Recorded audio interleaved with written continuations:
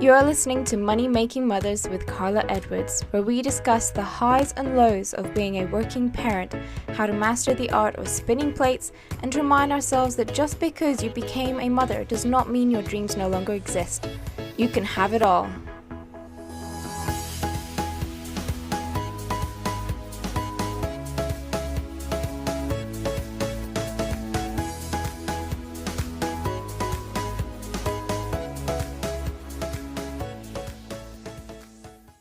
Hi everyone, welcome to this week's episode of Money Making Mothers, where I was joined by the incredible Jenny Knighting, who is the CEO of the Nutcracker Agency.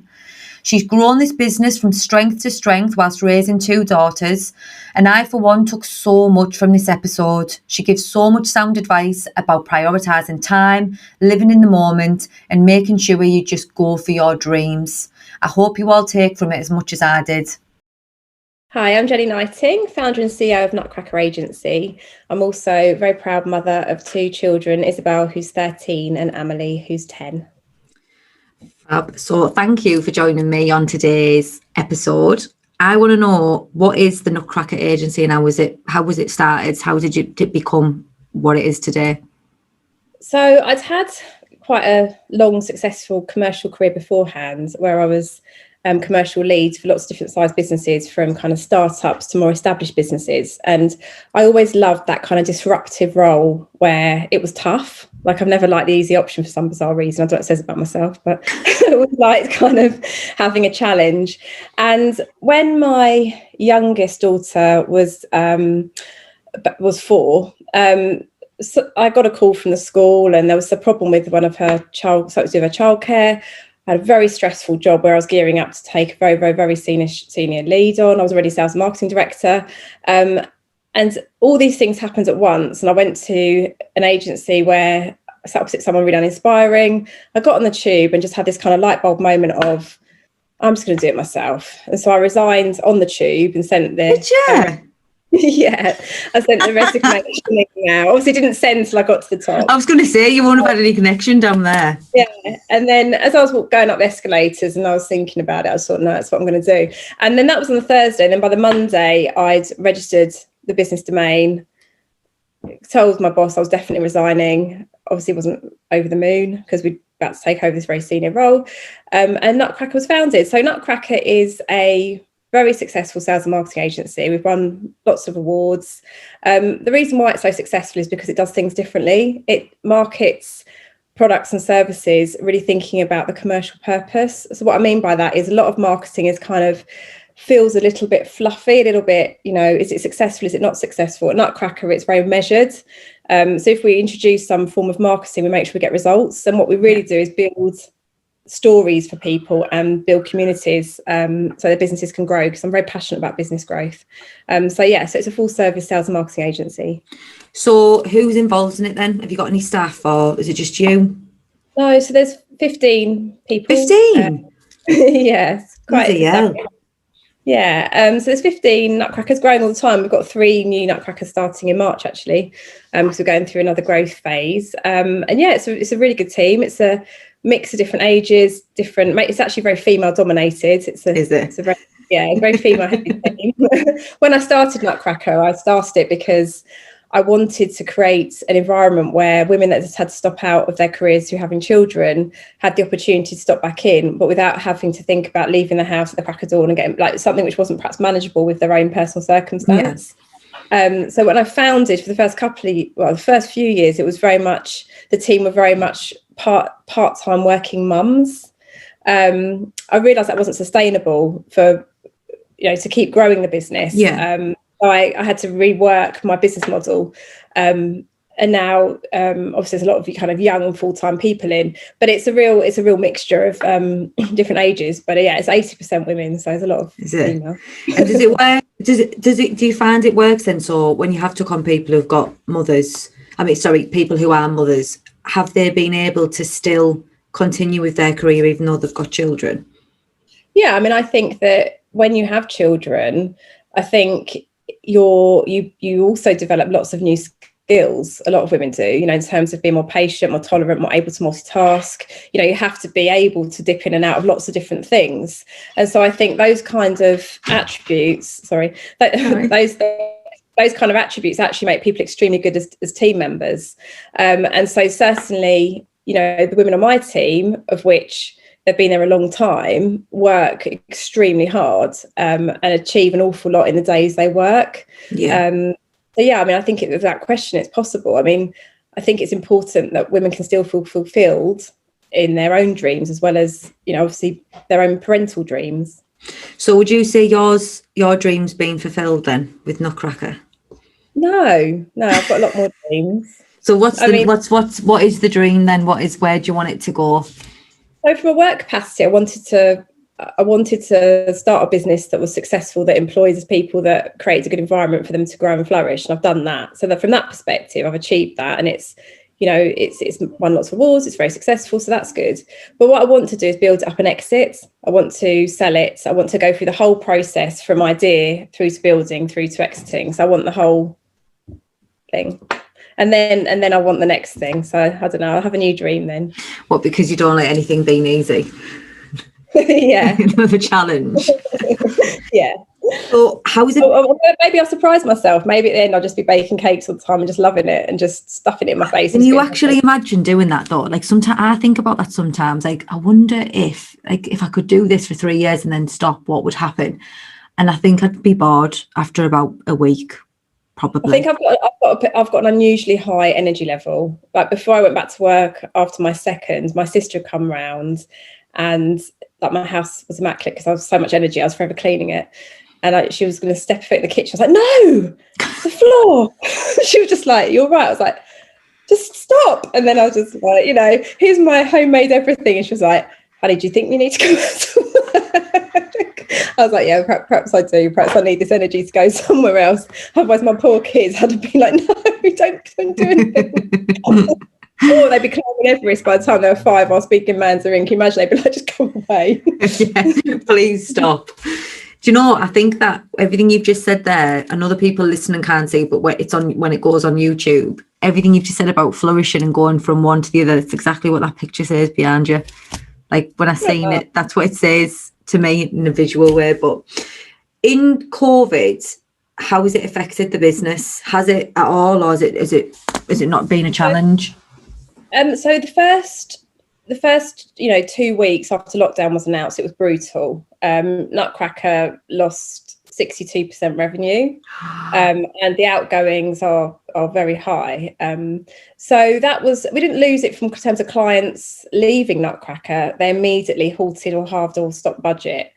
And that's something I'd never experienced before in my career at all, especially not when the buck stops with me and I've got responsibility to people who work for me. Nutcracker's run well, so it was fine, but it was a shock. And I had 2 routes I could go down. I could have furloughed most of the staff, and I could have thought, well, we'll just ride this out.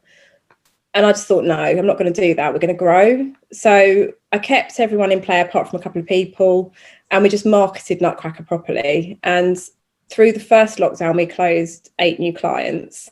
And since then, we've continued on the growth journey. So February saw our biggest sales month in our history. And we're growing again. So I think you can either do 2 things when the chips are down. You can either kind of, sit on the sofa and feel despondent, or you can think, no, this is not happening. This is gonna flourish. Different if it's an events business, different if it depends on footfall. Yeah. My heart goes out to those people because that is just absolutely soul destroying. Yeah, there's nothing they can do, is there? There's nothing they can do. That's entirely different. But for me, what Nutcracker does best is builds and grows businesses. So what do people need when there's a pandemic? They need to market their business, so we capitalized on that and made sure that people knew where to find us. So it's been a very successful period for us. I think some of that is also that even though I've got my 2 daughters at home with me and my husband works away from the house, so it has just been me at home with them. I am actually much more productive because I'm not traveling for meetings. I've not got lots of interruptions. So actually, I think me having that focus has enabled me to focus on stabilising and growing the business, which in an office environment I do find much harder, because obviously I'm CEO and I've got a lot of demands throughout the day. Yeah, it is. And don't get me wrong, the struggle of kids being at home while you're working is hard, but like I said to you before we started, I'll never go back again to how it used to be, because I've just been so much more productive. Because to be honest, I haven't had such a bad time, because with my children, like both of them, my eldest, who's 13, has been incredibly self-sufficient because her school has been excellent. So she's had proper structured lessons throughout every single day. And my dad has been on hand on Skype for my youngest, where he's taught her maths and science. But he's done it every single day. So he's prepared the lessons, he's done it. So my dad's amazing on it. Also, is my mum, but like he's a proper legend. He's incredible, my dad. What did he do before? Like, so he had a really interesting job. He started off as a research technician at St Thomas's, but then he took a long career break to bring me and my sister up. And then when we got to an age where we were starting secondary school, he then went back and had a really interesting role where he brought in kind of the first CRM system as you know it into the hospital. He did a lot of research into bringing in the first laser. Oh my gosh.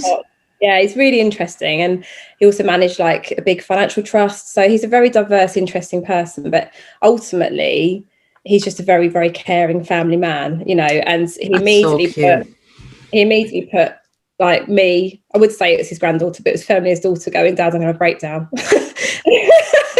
And he said, "It's fine, I'll do it."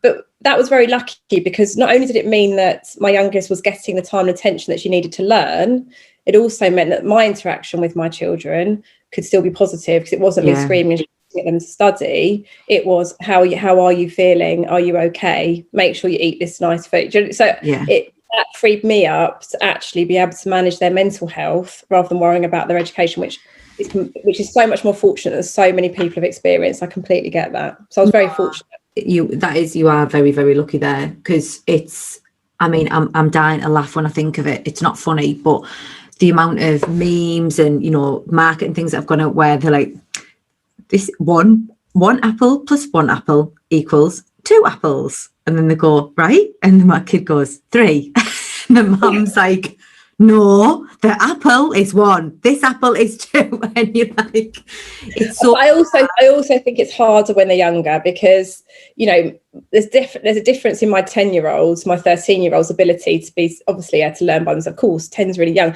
but imagine a 6-year-old and a 4-year-old. Like there's different ages. My children are at an age where, thanks to my dad, don't get me wrong, I'm not saying it's all like skipping through butterflies. Like, we've had our moments, but for the most part, it's been a very, we've been a little close unit of 3 when my husband's at work and not around, and it's actually worked really well. So I can't complain really. I've been very lucky. So if that hasn't been as bad as it could have been, what would you say has been the biggest challenge for Nutcracker? What, in the last year? No, ever. Since starting, since you've had the children, what would you say has been the biggest struggle for you in terms of career? So I think from a personal perspective, I've had to develop a much thicker skin around other people's judgments of me. I found that very difficult. From a professional perspective, I've had to really challenge myself in how I give feedback and how I develop people, because I've got big ambition, and Nutcracker's never been a lifestyle business for me. I've worked my absolute backside off for the last 7 years, and it's always been because I want to build something meaningful, and that's what my dream is. So from a professional perspective, the hardest thing has been having to force myself to up my game all the time, so that I get better and better, and I'm more able to develop other people and grow Nutcracker and change a culture at Nutcracker at each stage of growth. Personally, it's been the sniping and commenting from people who do seem to have an issue with women who are perceived to be successful. And success is obviously multifaceted. There's lots of different aspects of success, but often I think women see success just in terms of kind of career, which is bizarre really, because it's only one element of what makes people successful. What just to dive into that a little bit more, what do you mean in terms of like sniping and negativity towards the success of the business? Well, I think becoming a parent is difficult. Like, affects people in lots of different ways, and I think for some women it can affect their confidence quite badly. For others, it can just make them feel unfulfilled, and others are really happy. Like, I think it affects people in so many different ways. But I think for women that perhaps are unfulfilled or are finding it difficult, I think if other people look like they're, just absolutely owning it, I think that can just make them feel quite jealous and resentful. And I get that and understand that. But I think what people forget is that everybody, no matter what they're going through, has their challenges. So, for example, the last year, yes, I've been very lucky with my dad. Yes, Nutcracker's grown, but it's done that and my children are happy, my business has grown because I've worked a crazy amount of days. I've sacrificed my own sleep, my own well-being, my own hobbies to prioritise my children and my business. So people don't see what goes on behind the scenes to enable that outcome. And I think that's what I think. But equally, I think it's important it doesn't just become a competition of who can moan the most, of who's the most tired, who's the most stressed. And I think that's what a lot of women like to do. It's like, well, my life is worse because of this, or my life is worse because of that. And I kind of find that kind of negativity quite draining and not something I would like to opt into. Yeah, because it's not going to get you anywhere either way, is it? If you're mourning, not boring. Yeah, you can put it into something more positive and try and change the situation that you're in. Nobody is stuck forever in that position. There's always a way out and there's a way to change it. And I think people's fear holds them back a lot. Fear of failure or fear of doing the wrong thing. Yeah, and it is hard. I think, like, people, it takes a lot to have the balls to say, I'm going to do this. It does. It takes more than people realise, and it can be really scary. And I think sometimes, like you just said, people looking in from the outside go, oh, well, that they've just done it so easily. Well, you haven't seen the hours that have been worked. You haven't seen the sacrifices that have gone into that and the chances that were took. But it just sort of gets thrown out as if it's so easily done, and it definitely isn't easily done. And yeah, it isn't. And I think obviously I've been in a senior role for lots of years before Nutcracker, but with the buck stopping with me, and the size of the business over the years, if I hadn't have done the work I've put into it, if I hadn't have done what I did, the business wouldn't exist. So it's as simple as that. So I think, but then my children are, it's not like I'm just in my career and I've got a nanny bringing up my kids, and there's nothing wrong with that for women out there who do that. But for me, being a mum is really important. So I also put an awful lot of energy into my kids. I don't really like the word kids, my children. And so and to do that means that something's got to give, because there are only so many amount of hours in a day. There is only so much of yourself. But at the end of the day, it boils down to what you want out of life, doesn't it? And what you want to get, what is going to fulfill you. And what you've got to prioritise and sacrifice in between, which is hard. How do you, because it sounds like it's very structured. I'm not saying that you've got that structure easily. It's obviously been through practice and the years of what you've built up. How have you managed to structure so that you do have, the time for the business, the time for the children? How have you got to there? How would you do that? It's not always perfect. I mean, my girls are extremely understanding and they're very proud of what I do. So they're very understanding if I need to work, and they get what I'm trying to achieve. So I think that's very lucky in itself.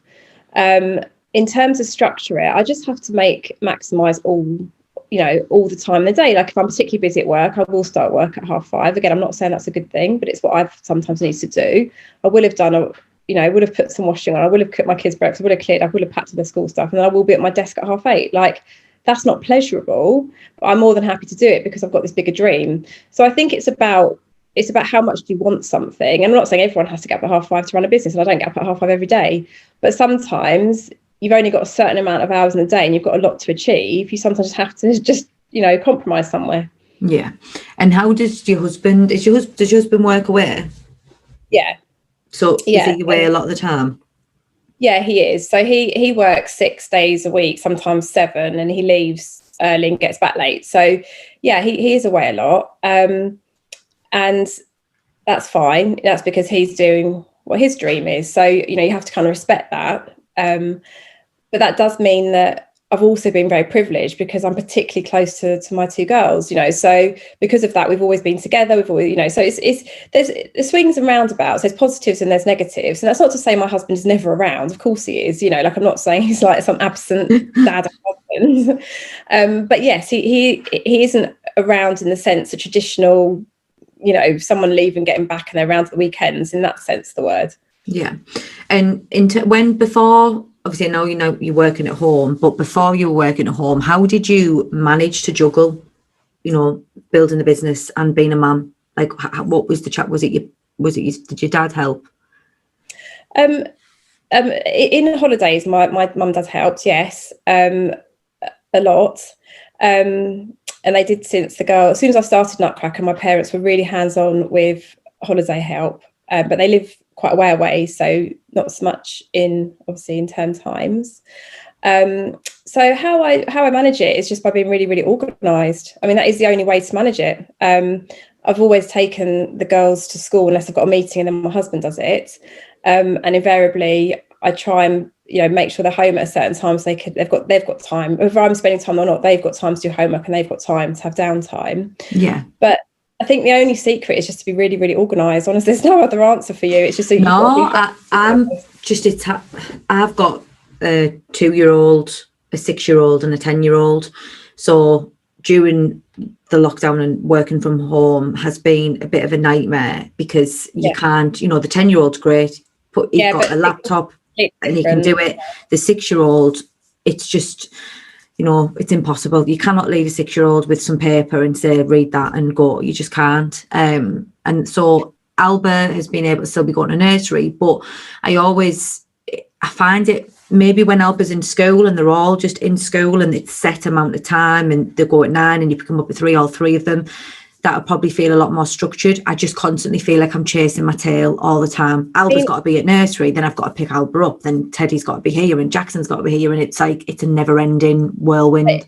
It is like that. And, you know, when the girls were younger, my mother-in-law picked up, a day a week from school. I always made sure my husband picked up a day a week from school. Then I tried to pick up a day, which meant they did after school care 2 days a week. But it meant they were at home a lot because they were with either me, my husband, or my mother-in-law. And with that stage, because when I founded the business, my children, I'm trying to do quick maths in my head, I should know this, shouldn't I? But my children were like 4 and 7. And so yes, it was like that, but it was about making sure that I was happy with where they were spending their time, because if they were happy and I were happy, my head was then free to focus on work. Yeah. So I could only do that if I felt they were happy. And again, I'm lucky, you know, that was a real mix of the grandparents. You know, my mother-in-law was very hands-on when they were little, if I needed her in the weekdays. My mum and dad are very hands-on in holidays. So, you know, I've been support network as well. I've got a really good support network, and you know, I've always got the benefit that my sister lives close by. So if ever I had an emergency, I knew my sister, she's got her own children, but I knew she'd always make sure she was there. Yeah. So I think support network is really important. But I also think that sometimes to build something which you really want, it does take sacrifice and it's hard work. And, you know, even now I'll have a week where it's been particularly punishing and I'm just like, wow. And then I'll say to my dad, I can't do this. And my dad will say, fine, opt out then, what are you going to do? I'm like, okay, yeah, I'll better carry on then. Yeah, because sometimes you do. I've been feeling that this week. I don't know whether it's to do with the fact that normally if we were allowed to be on holiday, we would try and go away frequently, even if it's just for 2 or 3 nights, just so you're not in the same cycle. And I sat Wednesday and I was like, it's been 6 months, which isn't a long time, but 6 months when you're working the way I work is a long time. It's a lot of hours. And I just felt like, oh wow, I need a break. But because you can work from home and it's so easy, it's so hard to just not keep doing it, to just go back to it, to just carry on, because you know that you can get more from it. And that's the part I struggle with, is learning to go stop.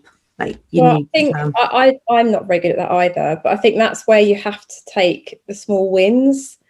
So you have to take the moments in the day where you feel really happy. So whether that is, obviously I've got different age children to you, and it's very different when they're 2. And it's different again when they're 6. And I remember those years very well. But for my children, it might be the case of, you know, we do go for that walk, even if it's in with torches because it's pitch black, and that's when we can go. You know, if they're having a particularly bad day, I do like making cakes. It does only take 5 minutes to quickly whiz up this really quick cupcake, shove them in the oven, in 15 minutes got hot cupcakes and a hot chocolate, and they feel like the world's a better place. Like, it does only take 10 minutes to go and grab skipping ropes and have a skipping rope competition. Like, I think that's where it's about grabbing those moments of time to feel lighthearted. Otherwise, the walls can close in quite quickly. And I don't need a lot. Like, someone once said to me, I'll be happy in a skip. I didn't quite know how to take it at the time, but I think there's an element of truth in that. Like, I am quite easily pleased. So it doesn't take a lot for me to feel happy.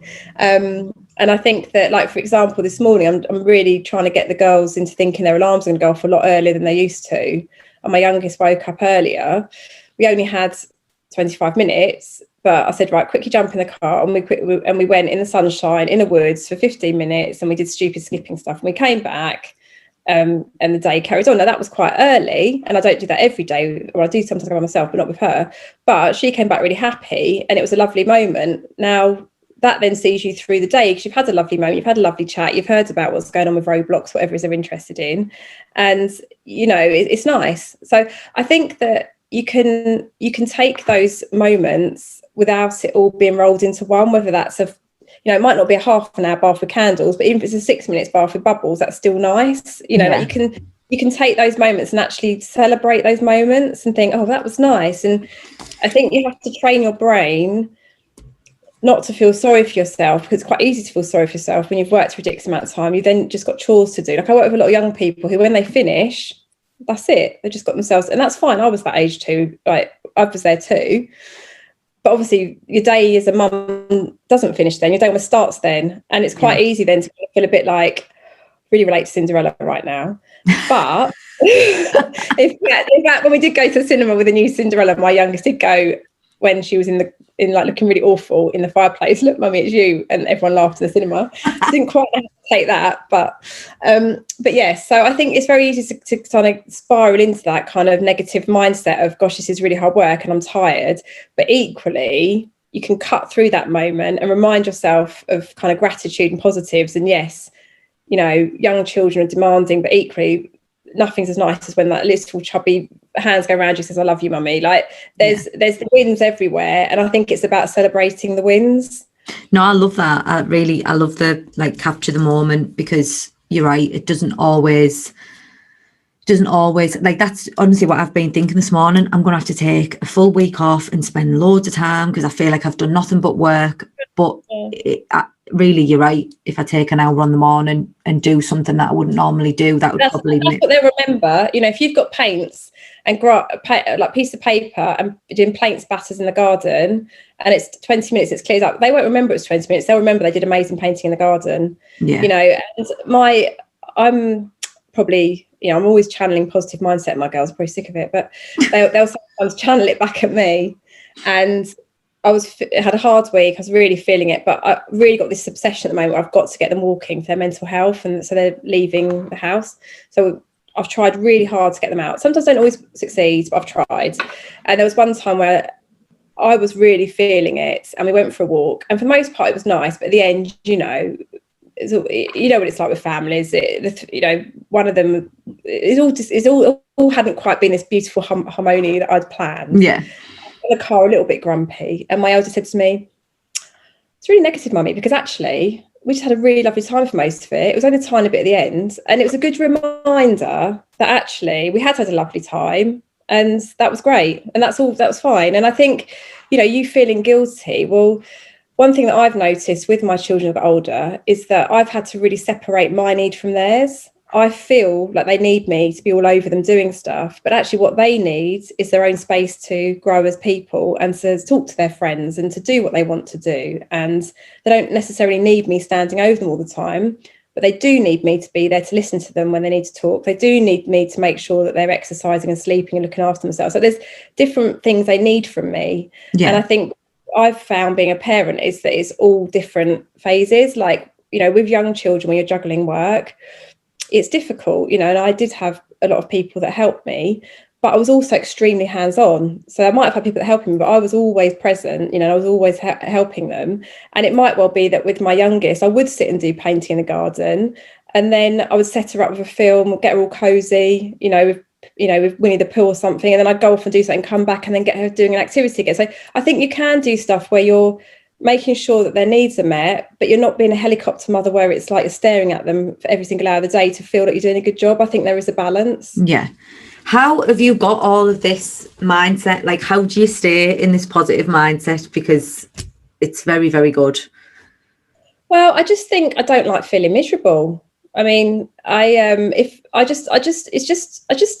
Like, if I think I'm cold in the winter, I think, well, yeah, but think about someone homeless. Like, I don't know. I just always think there's someone worse off than you. And for the most part, most of us are very blessed, but we take it for granted, you know. And, you know, like, yeah, my husband might work from home, but he's also, I know he really loves me and the girls. Everything he's doing is for us. Like, I could be resentful of him, or I could just accept that that's where he's at in his life, and that's fine. And I think my mindset comes from, I just find negativity very draining, and I don't like to sit and bitch and moan, because it just brings me down. And I actually like just to feel like the world's a great place. Like, when I hear too much negativity, it actually just makes me feel quite depressed. Just, you know, I don't like it. Yeah, it sucks the life out of you, doesn't it?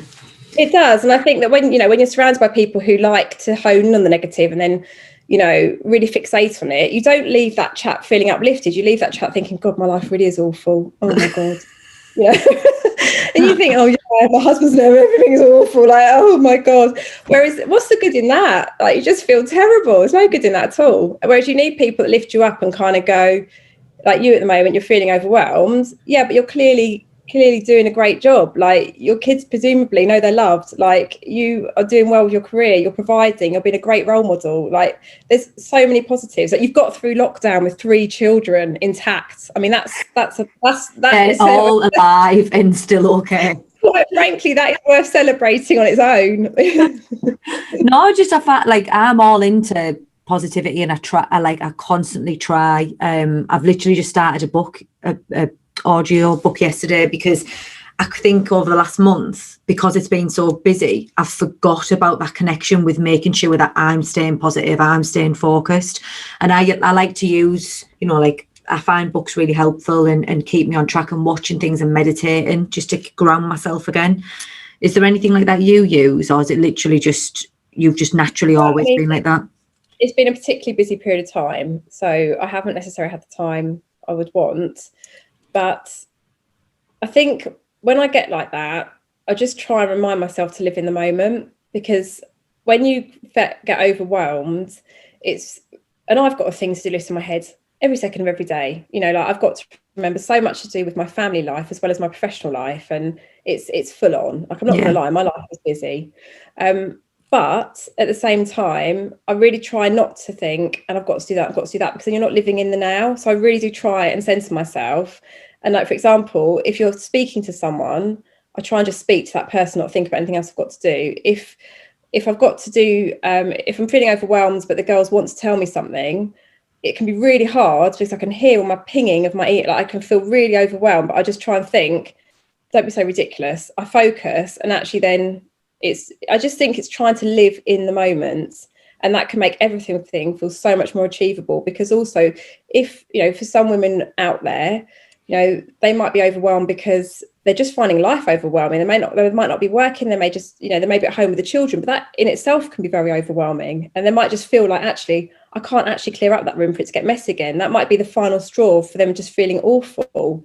And I think the only way to deal with that is to leave the environment, to go for a muddy walk, to do something different, and to come back and change, and then look at it with fresh eyes and remind yourself that actually your family are okay, you're okay, and that's actually what matters. Not whether, don't get me wrong, my house is tidy, I can't stand mess, but it doesn't matter whether or not, you know, your floor is immaculate or not. So I think it's always about balancing yourself out, and balancing out that negativity and stopping that slide.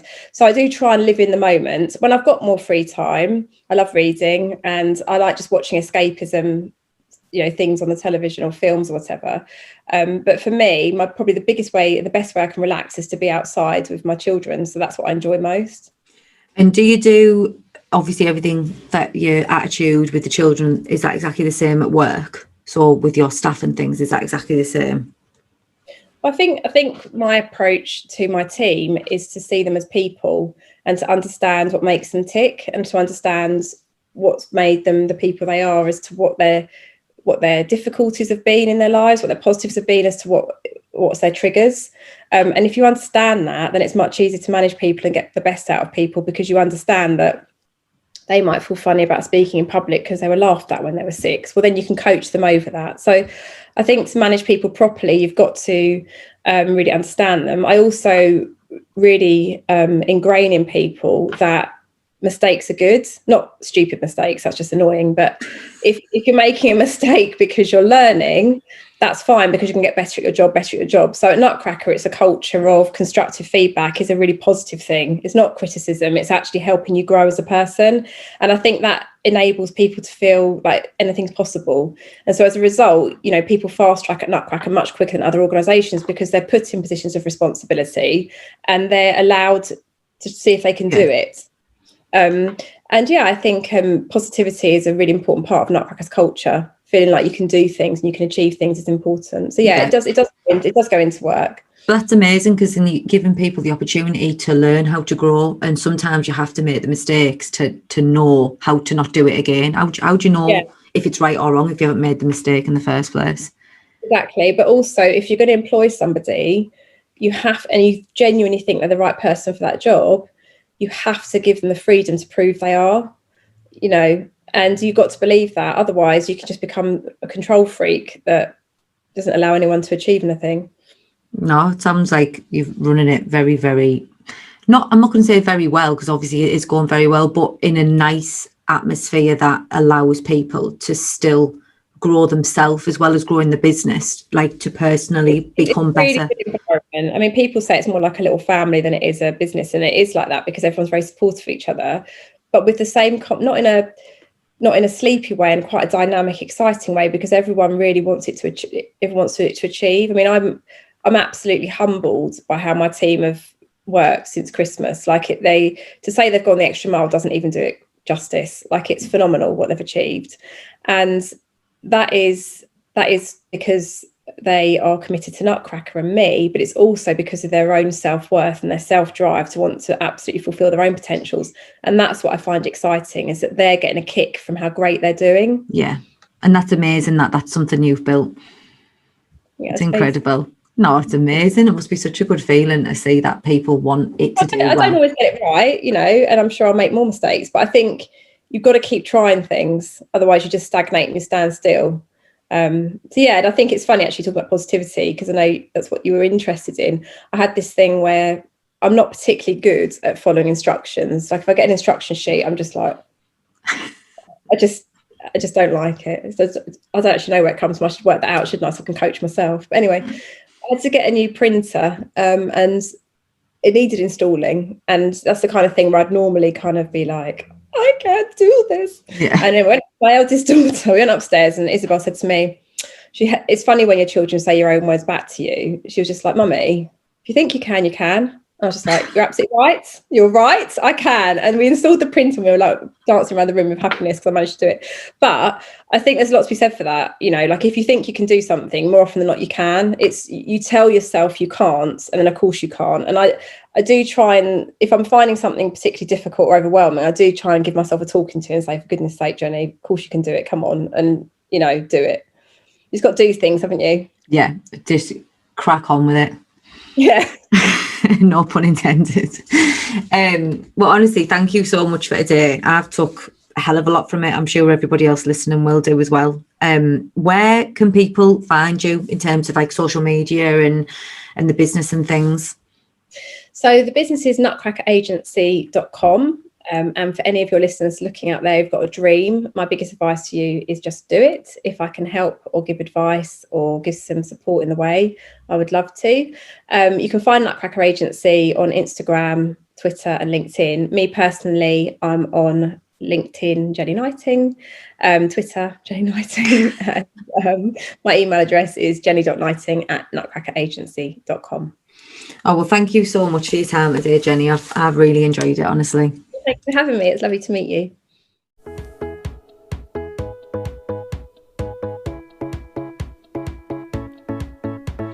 You have been listening to the Money Making Mothers podcast with Karla Edwards.